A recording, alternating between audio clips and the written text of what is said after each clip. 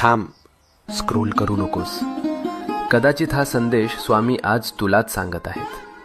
आपण सगळे प्रार्थना करतो ना, रात्री उशीवर डोकं ठेवल्यावर मनातलं सगळं देवाला सांगतो आणि मनापासून अपेक्षा करतो की उद्या काहीतरी बदल होईल. पण जेव्हा काहीच होत नाही तेव्हा मनात प्रश्न येतो, स्वामी ऐकतात का खरंच? ऐक, स्वामी नेहमी उत्तर देतात.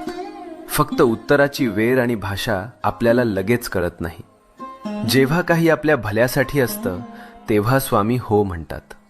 जेव्हा ते आपल्याला दुखवणार असतं तेव्हा स्वामी नाही म्हणतात.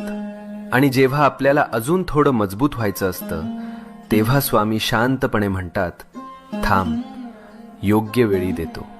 म्हणून हार मानू नको. तुझ्या प्रार्थनेचं उत्तर येतंय. फक्त थोडा विश्वास, थोडा धीर, मनात